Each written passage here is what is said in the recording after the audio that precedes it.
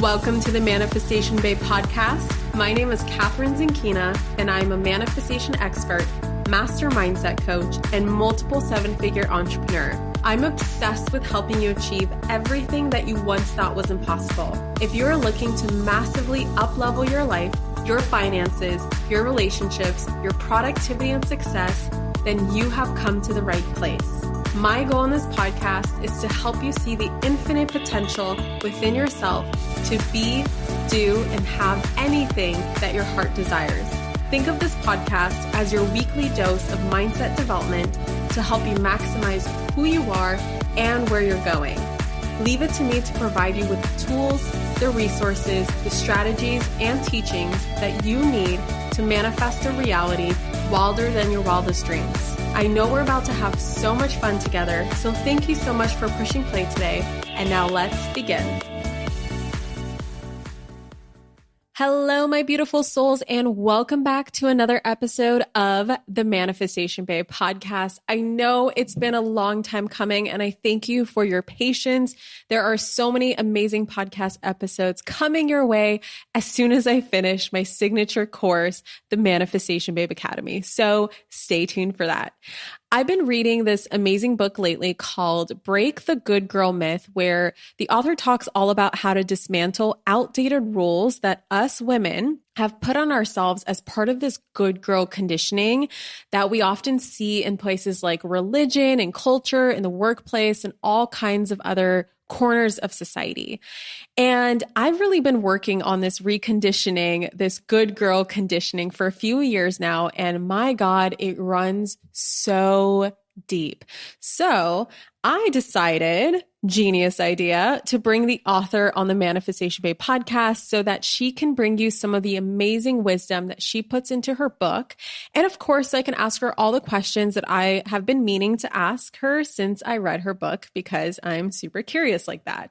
If you don't know who Majo Molfino is, she is an Argentine-American author, designer, and women's leadership expert. She's the host of the HEROINE podcast featuring top female leaders, creatives, and visionaries. Her leadership program, Ignite, guides women to design and share a creative dream with the world. She has a master's in learning, design, and technology from Stanford University and a bachelor's degree in psychology with a minor in cultural studies from McGill University. Majo has such a beautiful way of explaining things, and I cannot wait for you to hear this episode. So without further ado, let's dive in. Here's Majo. Hello, Majo, and welcome to the Manifestation Babe podcast. You look beautiful today, by the way. How are you doing?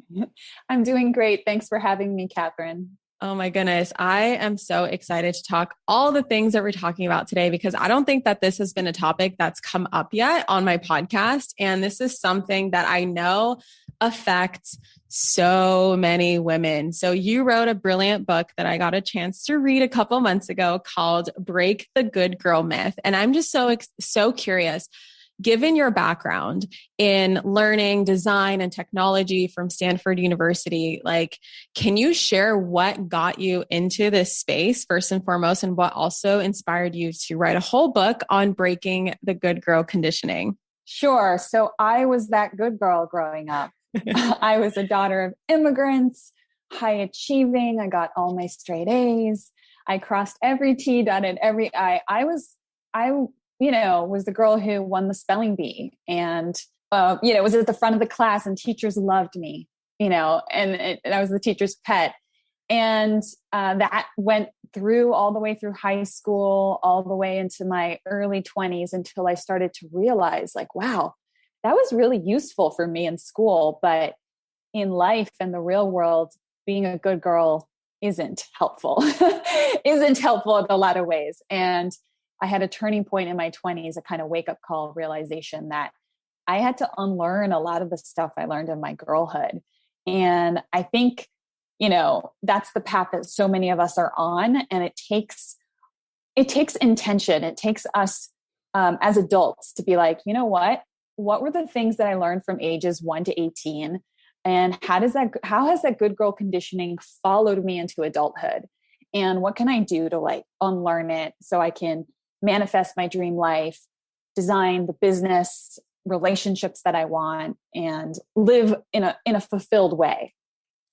Can you share what it means? Like you said, two things that stick out. Obviously, can you expand on what good girl conditioning is? I know we're going to dive into like the main 5 good girl myths and all that good stuff. There's so much that came up for me in this book, but can you also share like what you meant by, I think the way that you worded it was, being a good girl is, doesn't get you far, or whatever you said. Can you kind of like expand why, like, what does it mean to be a good girl, and what is that good girl conditioning exactly? Yes. So the good girl is a universal archetype. And the reason it's universal is because the patriarchy is universal.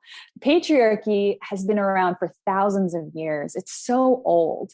And some historians think that there was a time where certain parts of the planet were either egalitarian or matriarchal.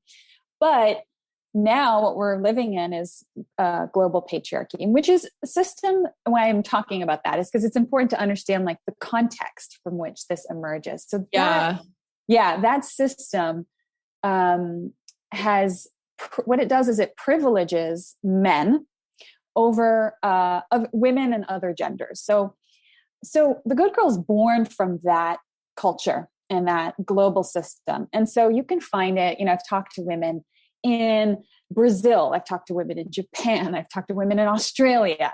It's like women can recognize themselves in this archetype. And, I like to describe it as a mask or armor that we develop because we want to feel safe and we want to be loved and we want to gain the approval, particularly of other people, but the men in our lives as well. So we think it's going to keep us safe. We think it's going to make us successful. Like if I just go along with the program and be a good girl, that's going to be great.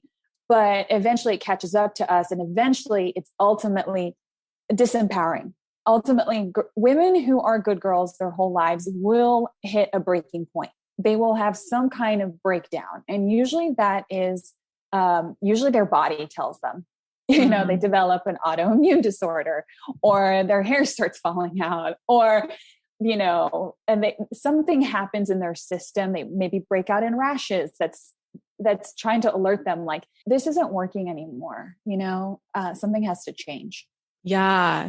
I can so resonate with that. Is it because, if I'm just mirroring what you're saying, like, is it because, we fall into this good girl conditioning? You bring up the patriarchy. Is it because we are trying to fit into this man's world, and this is our way of, becoming equals to men when we're not supposed to be men in the first place? There's a reason why we're women, and we have different things like our menstrual cycle, and we have like, our bodies, and we have wombs, and we, some of us decide to become mothers, and there's just like so many elements to us that obviously don't make us men.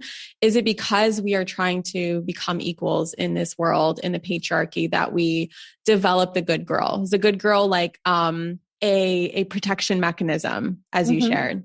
Yes. So it's exactly as you described. It's us wanting to align with men and be like them, but it's also not wanting to get them angry or, rock the boat, because for thousands of years or for many centuries, and still I want to acknowledge privilege here too, that in certain parts of the world, patriarchy is really, really strong still. And so, your life would be in danger if you spoke up. If you broke the rules, like you could die. So for many centuries, like that fear is still in our systems, even though we live in the US and we feel super liberated and we have had the women's rights movement. And so we think, oh, we're in the clear, but there's all this old stuff that's still in our nervous systems from our ancestors and from our lineage and the women that came before us of, fear of, oh my God, if I break this good girl mentality, I could get killed. And that's real. And I do want to acknowledge it's still real in certain parts of the world. So we have a lot of work to do. But for those of us who are not in those parts of the world, we have an opportunity to, I think we have a divine duty, actually, to liberate ourselves and make sure that old conditioning, we clean that up. I really love how in your book you talked about how, it's up to us to focus on the patriarchy inside of us, because you mentioned how, we cannot just self-help away injustices, right? But we can start to dismantle those oppressive systems like the patriarchy inside of us. Can you just speak on what you mean by that? Because I really loved what you shared there. Yeah. The patriarchy exists outside of us. So it's sometimes we feel like, oh, I don't have that much control, right? It's like, right. Especially women who work in like corporate contexts or maybe like really hyper masculine environments, they can feel helpless. They're like, is anything going to change? Or even what we see in our politics, or there's a sense. And I think that we need activists and we need policies to help combat that. But for those of us who are not in that camp, and those are things we can't control, it's like, well, what can we control? We can control, and we have so much power over the patriarchy inside of us and the beliefs that we hold about what it means to be a woman and how a woman should act and behave. And so it's really our responsibility, I think, to unlearn all the stuff that's out there. And the system is so, I just want to say, I know it's really hard because the culture is so pervasive. It's everywhere. It's in the music we listen to. It's in the films we watch. It's in on the shampoo bottles. It's literally everywhere. So it's like up to us to be educated and be like, hey, that doesn't look right. It's a really, really deep subconscious programming, and there's so much repetition of it. And like, I always tell my students, we're in a constant trance. Like when we're just going through life, like watching TV, going in the shower, like, as you said, it's on shampoo bottles, it's on TV, it's in music. Like we're in a constant trance when we're not actively focusing on things, and anything that comes into our being in that trance is going to get like integrated into our subconscious minds, and whatever is in our subconscious minds, like that's what leads to sabotage. Those are the things that hold us back. Those are the things that slow us down. Those are the things that are responsible for us moving 2 steps forward and then 3 steps back. And it's just this constant cycle. So I really love, can we dive into what those 5 good girl myths are that you talk about in your book? Can you kind of like explain them, what each of them are, and like, how do we know which one is present within us, if not all of them? Yes. So I'm really glad you brought up the subconscious component, because there are 5 good girl myths. And the way I describe them is they're sneaky, subconscious behaviors and tendencies that we need to shake off. And so a lot of us don't even realize that we're under the spell of them. So a lot of the book, the entire book is, hey, let's break down each one and go really deep with each good girl myth, because I want you to be able to catch this within yourself. I want you to be able to look at the blind spot and say, and then bring more awareness to it. Because when you bring that awareness to it, the power of it goes down. So I'm really glad you brought that up. There are 5. Yes. So the first is the good girl myth of rules. That's a really big one. This is following external rules instead of trusting our own desires, needs, and opinion. So that's the first one. The second, I'll go through them. I'll just list them out and define them, and then we can dive in. Sure. The second is the myth of perfection. That's demanding perfection in ourselves and others instead of embracing mistakes and also just the messiness of life. The third is the myth of logic, which is choosing logic over intuition, intellect over soul, left brain over right brain. And the fourth is the myth of harmony, which is a really big one. It's seeking harmony instead of embracing conflict that's actually necessary for growth and change. And then finally, the last is the myth of sacrifice, putting other people's needs above our own at the expense of our well-being. So that's important. So those are the 5: rules, perfection, logic, harmony, and sacrifice. We have all 5 to some degree, but I argue in the book, there are 1 or 2 that are dominant. Yeah, for me, it was harmony and sacrifice. I think harmony had, like, on the points that I did, if I remember correctly, here's the page. I had 12 points on that one. And then the next one was 7, which was sacrifice. And the next one was perfection after that. But like harmony really stood out. And I know that for like the childhood that I, came from, it was very important for me because there was so much disharmony in that household that I had to like figure out how to make everything else in life harmonious, which means that if I had my footing in something, it had to be harmonious. And I would literally choose other people's needs over my own self because I wanted to make sure that there was no conflict, that everyone was happy, regardless of whether I was happy or not.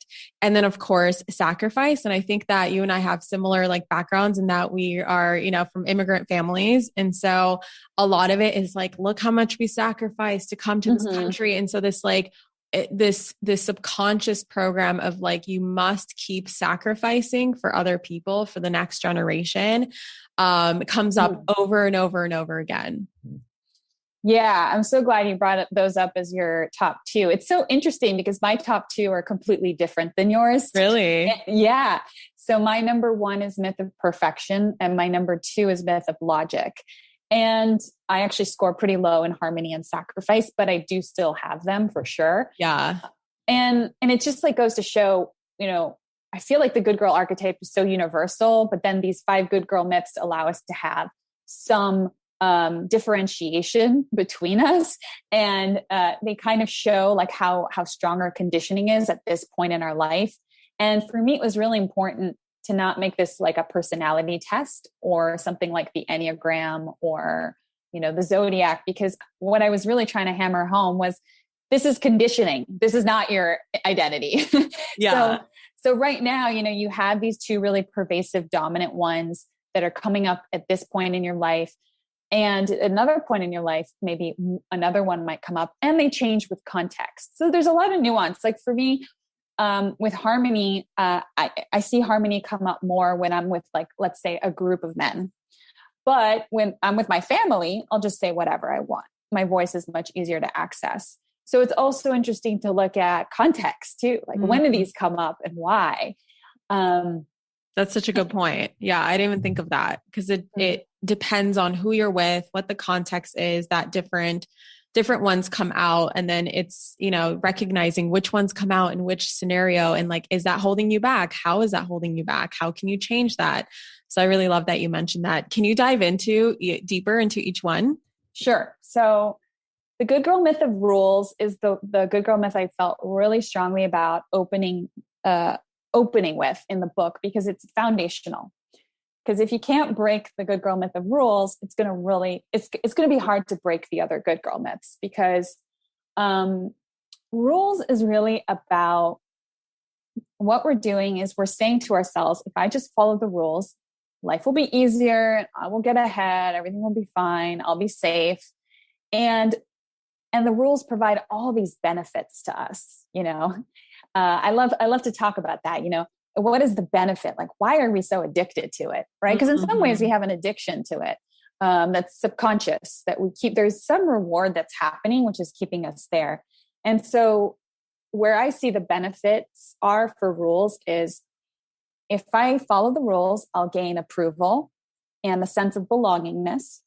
Right? So, because a lot of communities, if you think about it, a lot of communities and cultures have their own rules, right? Yeah. And so we follow them because we want to feel belonging with that culture or community, right? Yeah. So there's a benefit we get when we follow the rule, which is useful for some periods of life. That's useful, but are we defaulting into it? Or are we choosing it? That's the big key distinction actually for all the good girl myths. Did you just default? Were you just born into a community with a bunch of rules, and now you're just following those rules without actually thinking like, do I agree with this? Is this actually in line with my nature? Is this connected with my deepest authenticity? Like that's the key thing here. So if I follow the rules, the benefit is belongingness. If I follow the rules, the benefit is control, right? Because I'm going to know where we're going. I'm going to have a formula. I'm going to feel safe. I have instructions. Yeah. It's like a framework. And something that's really stood out to me in the rules that you had written down is there's a lot of shoulds. Like every single one of them starts with a should. And I often share with my students, I'm like, if you have anything like I have to, or I should come up for you, you really need to start questioning those things because they're not coming from you. They're always coming from some external influence. They're coming from your ego. They're coming from something that's telling you that if you don't do this, like something bad is going to happen. Or if you don't do this, you're not going to be loved, or you're not going to be enough. You're not going to be worthy.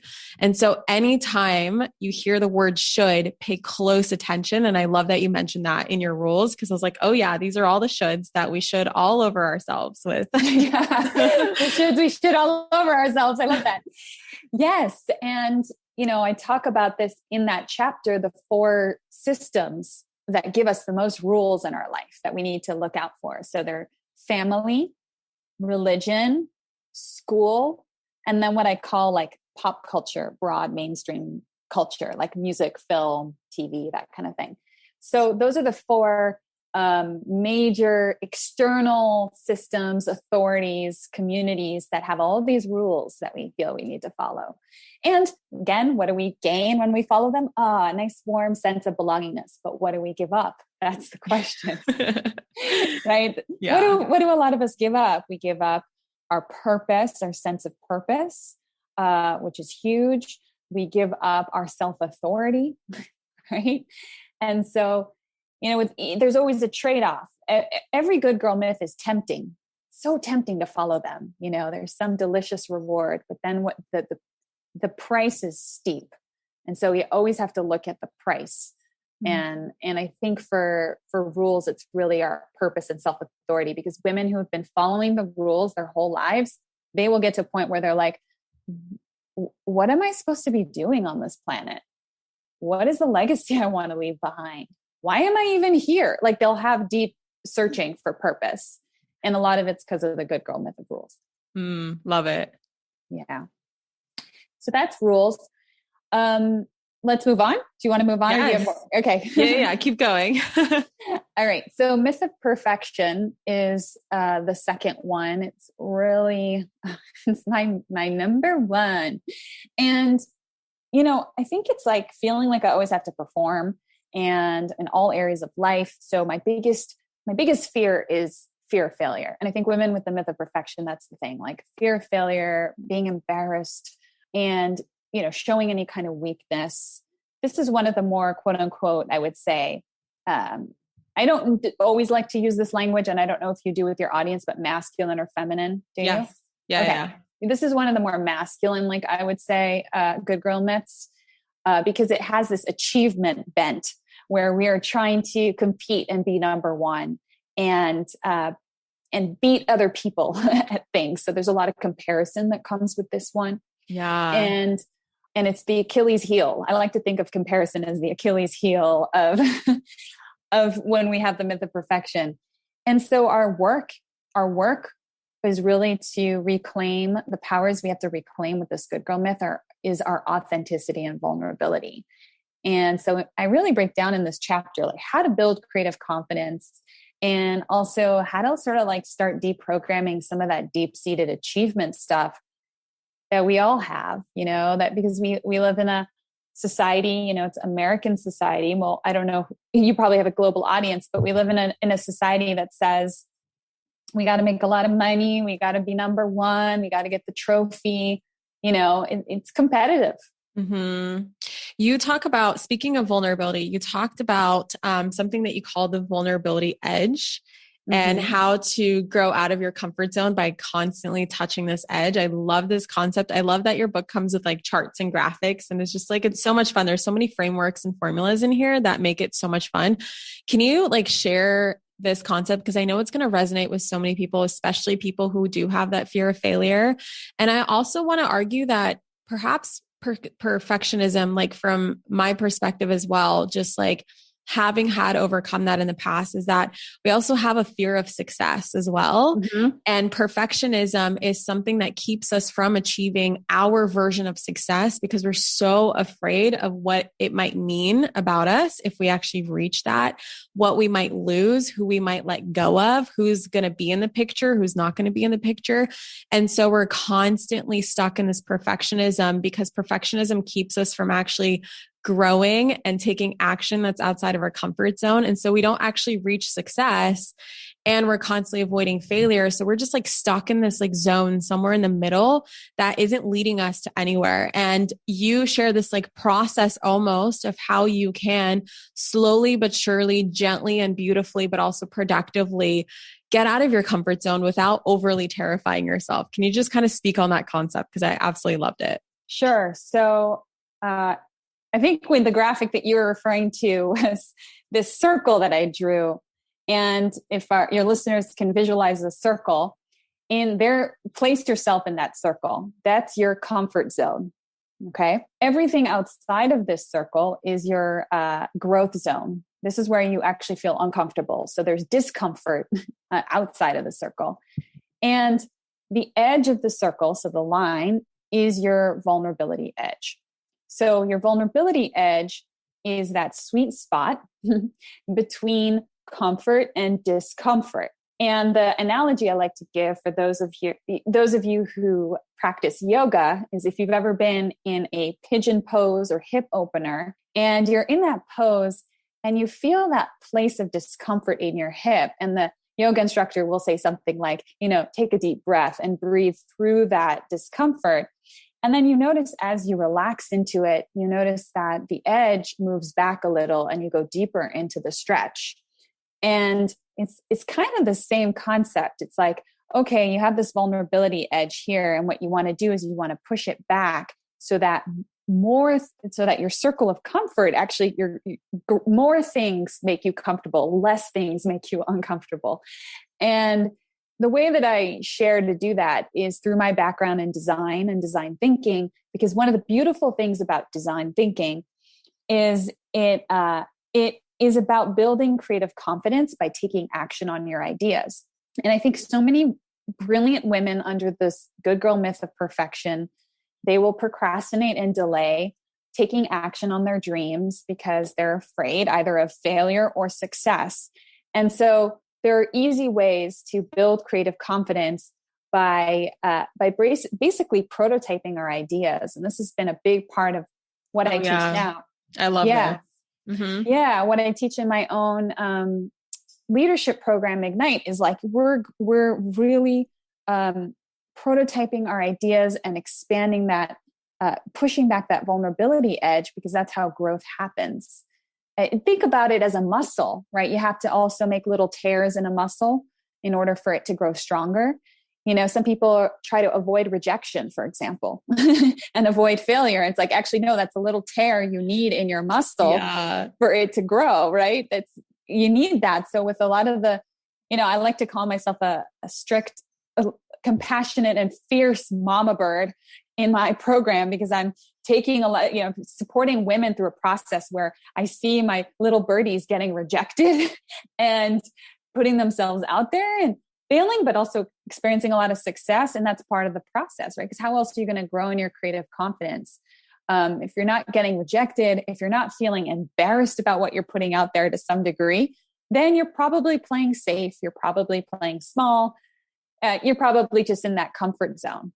I love that. One of my markers in my business personally for like, am I improving, is I will often look back at something I posted like a year ago or 2 years ago or 3 years ago.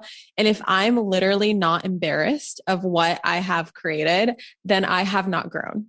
And so if I look back and I like listen to my old content, even though it's still good stuff, it still resonates with someone who was in that place that I was in 3 years ago when that version of me created the content. So like, that's why, of course, I don't delete my old podcasts, right? Like I keep them there, and people, when they start from episode 1, I'm like, oh, fuck, here we go. Like, I don't even know what I said in that episode. And every time I listen to my old stuff, I'm like, oh, why would I talk like that? Why would I say that? Oh my God, I was so nervous here, whatever.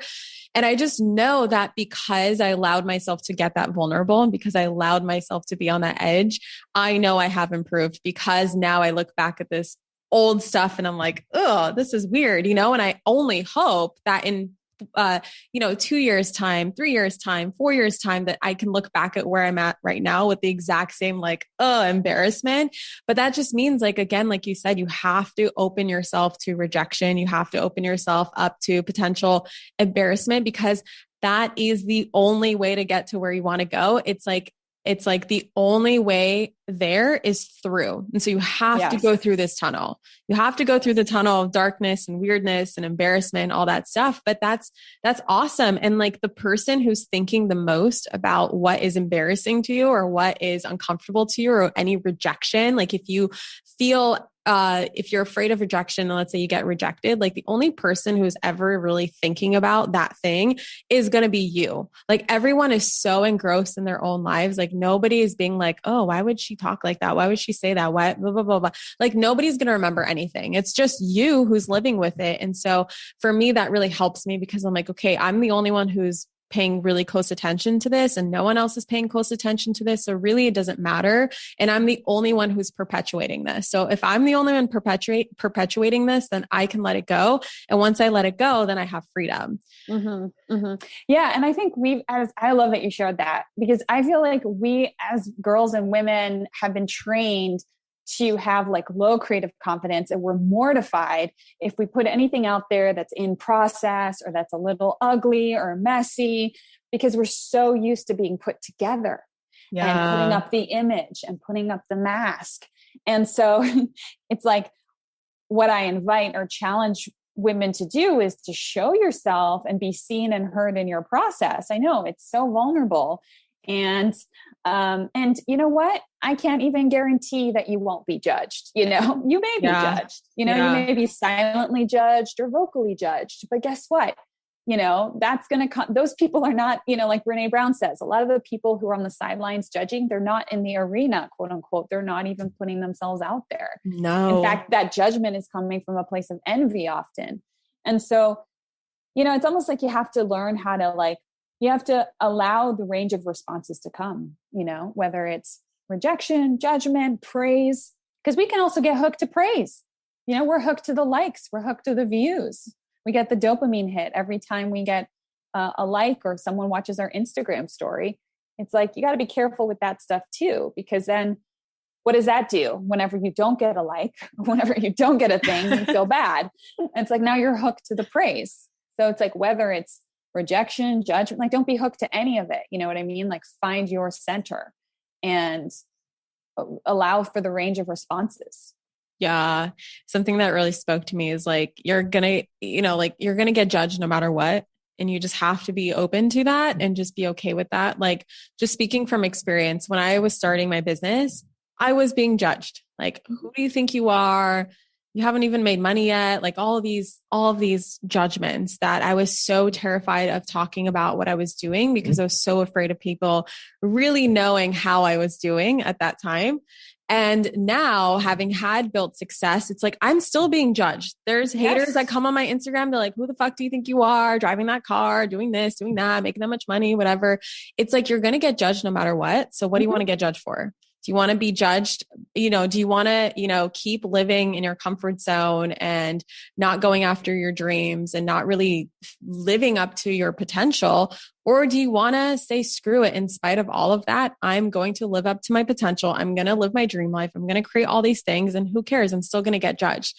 The moral of the story is you're going to get judged no matter what. You're going to get judged no matter what. And everybody, And the only, I would add a nuance to that, which is the only time you're not going to get judged is when you're being invisible and hiding in your closet. So that's why most people do that, right? Most people hide because they're I'm safe here. I'm not going to get judged. But again, what is the price of that for you? It's you're not going to live up to your potential. You're not going to live that dream life that you want. You're not going to manifest the life that you deserve and want. It's not worth it. Just tolerate a little judgment. Who fucking cares? Before we move on from the myth of perfection, there's one more thing that you talked about, which is I think it was the Elastigirl from Incredibles. Yes, just balancing, women are expected to balance everything perfectly, and how they lead themselves to burnout and exhaustion because they never feel like what they accomplish is good enough. And you talk about this concept of being and just give yourself permission to be and embrace being. And this is something that trips up so many people because I teach a lot on this concept of like how being is more important than doing. But I'm just curious to hear from your perspective, like what advice do you give to women? How do you encourage them to break the never ending hamster wheel and actually feel worthy just for existing and just being? And like you said, like our bodies, like even when we're not being productive in a masculine way, when we're just being, like our bodies are doing so much and there's so much productivity that's happening in our bodies. Like we're digesting and we're experiencing a cycle, a menstrual cycle, like all of these incredible things. If we're pregnant, we're growing a baby, even if we're not quote unquote doing anything. So how can women feel worthy and good enough just being them? I'm so glad you brought this up. And this is like deep programming. Yes, it is. It's so deep.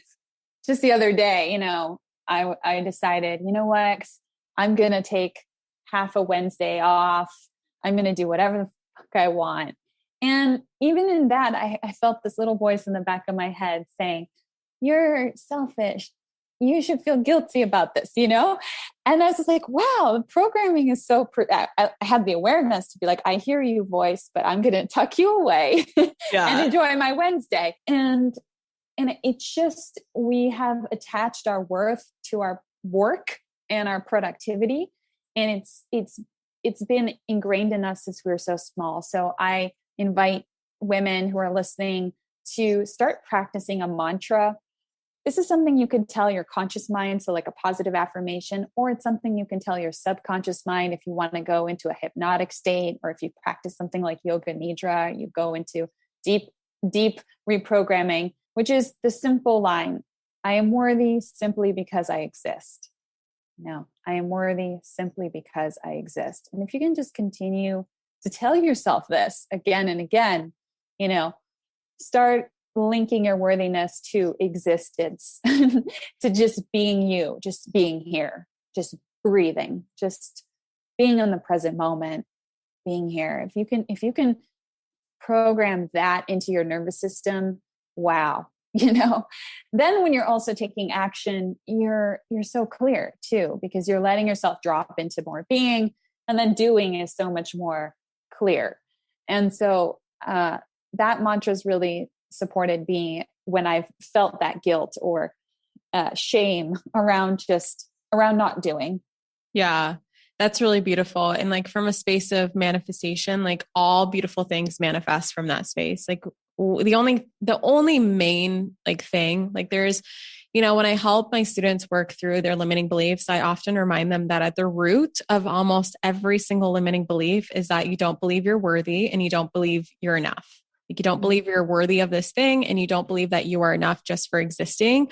So I really help them clear that, because when you have that belief, just the opposite of that, which is I am worthy of everything that I want and I am enough just for existing, just for being, every beautiful thing manifests from that space. And it's incredible how fast it shifts too. Oh yeah, I believe it.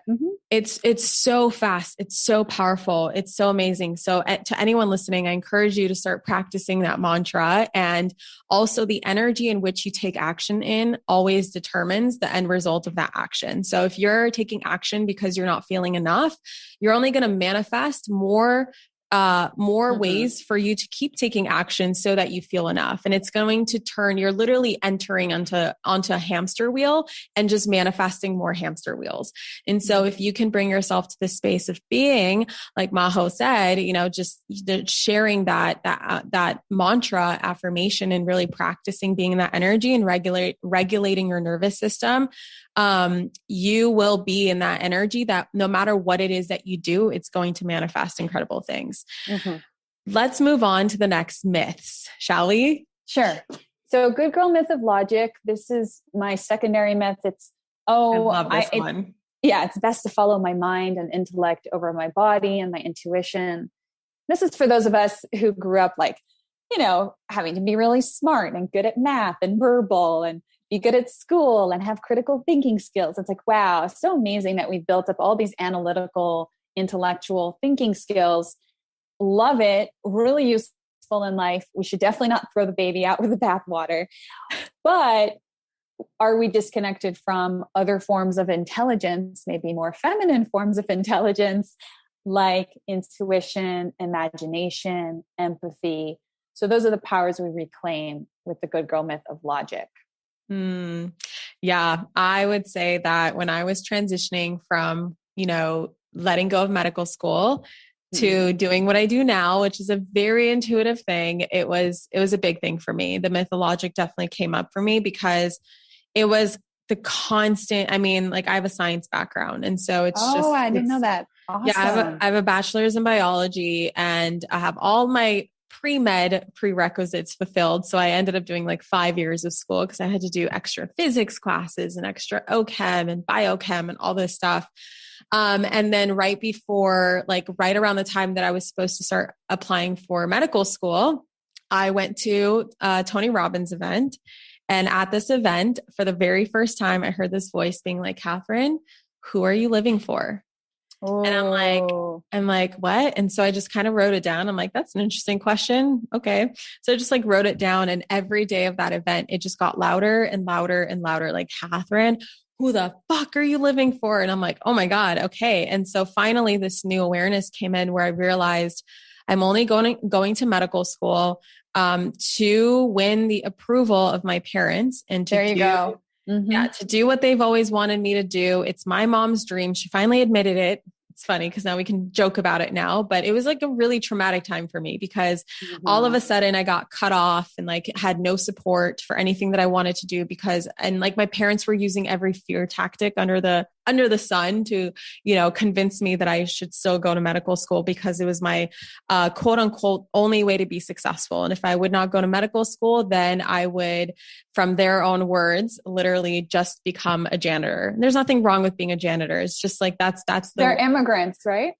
They are immigrants. Oh yeah. Yes. Yeah. Mm-hmm. So it was a really tough time. And then I realized that I was in a relationship I was in just because it was comfortable. It wasn't something that I wanted to be in. And I was living in Washington State when I really wanted to be living in Los Angeles. And so literally that week was the first time I ever started listening to my intuition. And I tell my students, as kids, we're all listening to our intuition. It's this conditioning that gets us out of our bodies and into our minds as we get older, because kids are all in their bodies. It's really beautiful to witness how they play, they feel, they have emotions, they're intuitive, they have beautiful imaginations, they're amazing. And then at some point you go to school, the myth of rules, right? And so then you're conditioned. Yes. For all I would say the education system really fails kids with this. For sure. And so all of a sudden I'm listening to my intuition and I'm like, I feel crazy.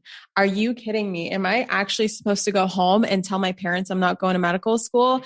Literally delete my half-filled applications and break up with my boyfriend and move to LA at the same time? And it's like, yes. And I'm like, okay, I need a freaking sign. And at this time, I didn't really understand. I didn't have the spiritual connection that I have now, but I just literally looked at the ceiling of my grandma's house and I'm like, whoever is up there, God, universe, whatever, can someone talk to me, please? Can you please send me a sign that I'm on the right path? Because I literally feel crazy right now. And I said, the first thing that came to me, I'm like, show me 11:11. If I'm on the right path, you have to show me 11:11. And at that time, 11:11 didn't have very much meaning to me. It was just something my best friend always said, 11:11, make a wish. I'm like, okay, that's just something I always heard. And I just chose that number. And she was actually picking me up. And this is about 5 minutes before she was supposed to pick me up. And I just I thought I was going crazy. I was like, we need to hang out. I need to talk to you, whatever.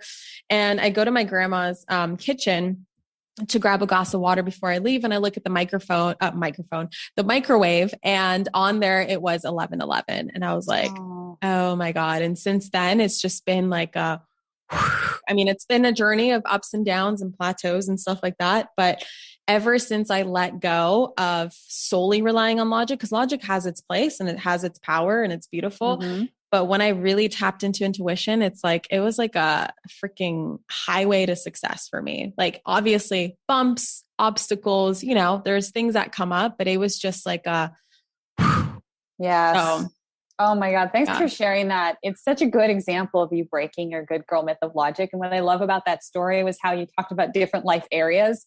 Like, I think a lot of women who have this good girl myth, they are choosing the logical career. They're choosing the logical partner. They're choosing the logical place to live. And it's like, yeah, and their intuition's probably raging, like, hey, or whispering, like, hey, listen to me, you know?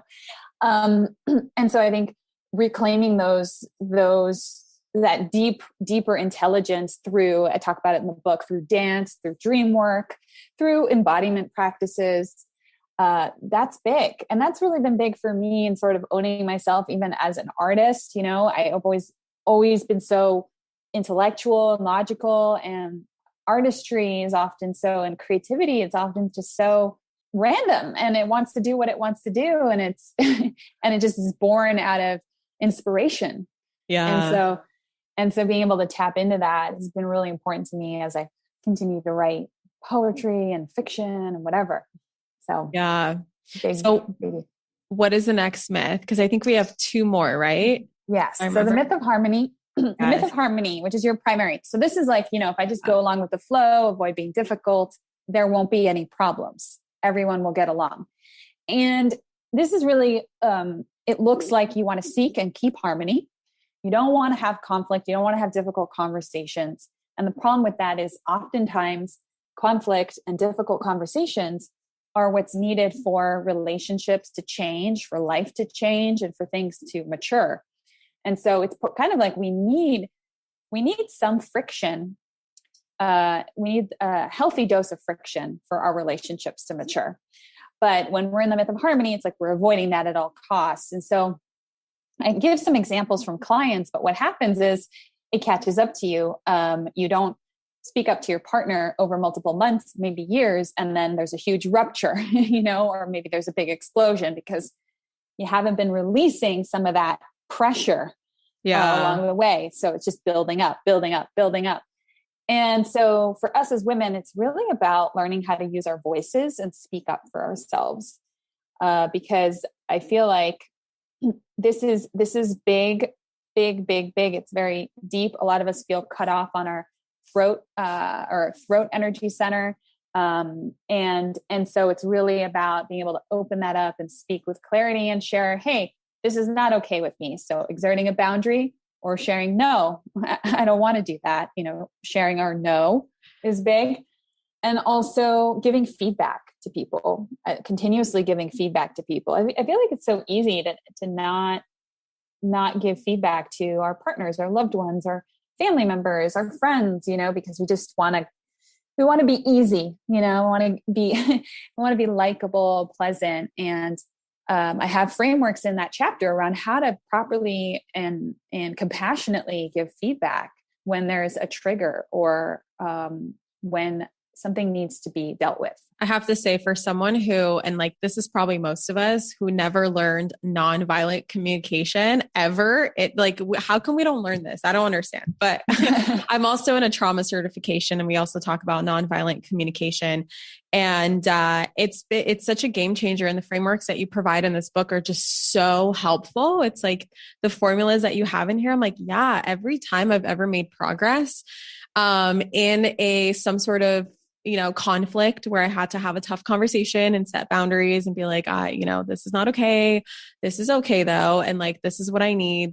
These are my values, et cetera. Just like you share in the book, it's like freaking just so much progress is made from those spaces. And it's so worth it. Like if you struggle with this, like harmony is something that's come up, you know, the myth of harmony for me many, many times in my life. And I feel like I've made the most amount of progress with this.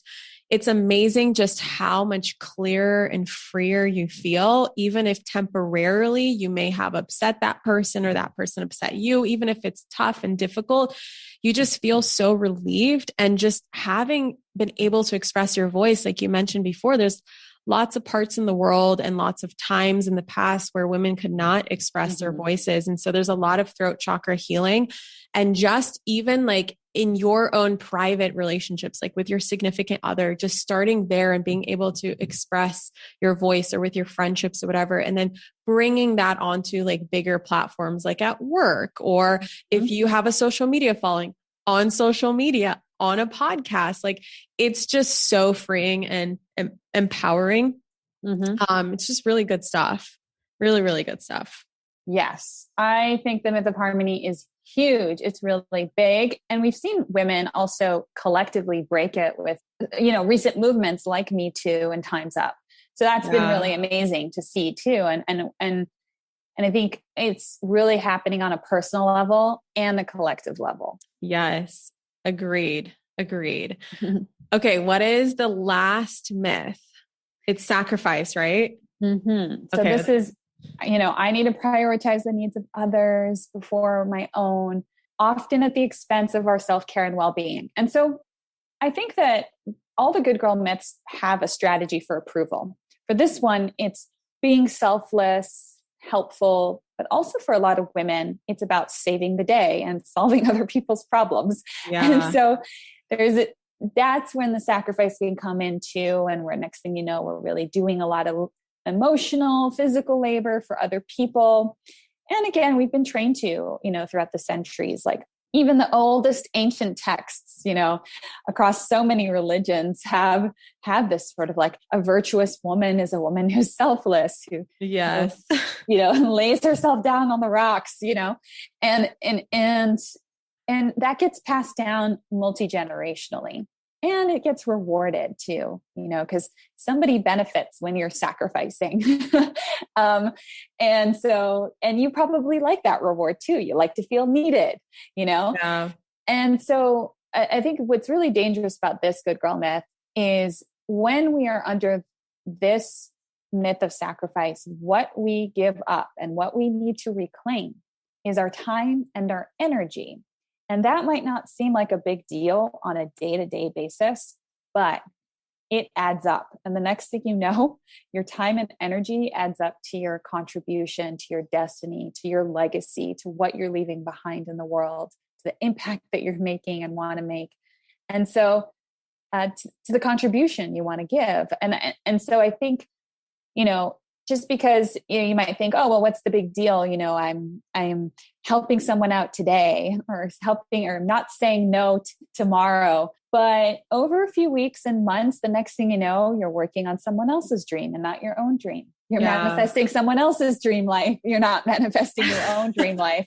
Yeah. It's like the compound effect. It just compounds over time. And we don't notice that every little small thing that we do on a day-to-day basis, at some point, if you look forward, couple years, go by and you realize, like you said, you're literally building someone else's life. You're literally building someone else's dream. You're literally manifesting other people's dreams because you're not really careful in like looking at the day-to-day things that you are constantly sacrificing that compound over time to create these massive sacrifices.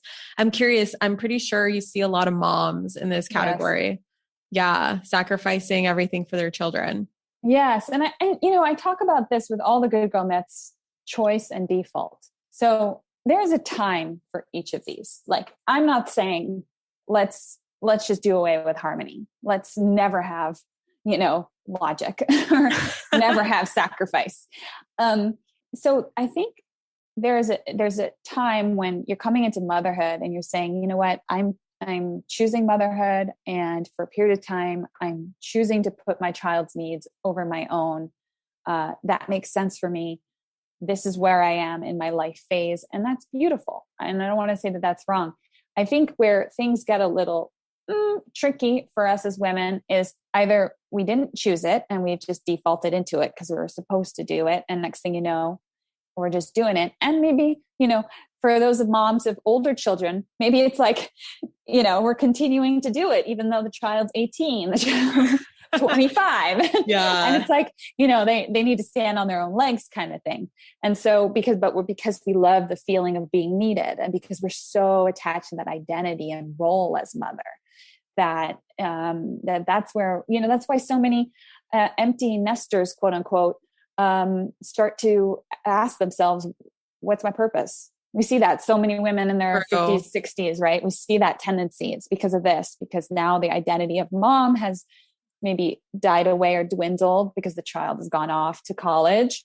And now it's like, oh, well, who am I if I'm not mother, And it's like, it's a deeper question of like, who am I if I'm not in a supporting role, you know? And it's a really powerful question to ask. And if you're in that space right now, like you're in a really good spot to design something really beautiful for yourself moving forward.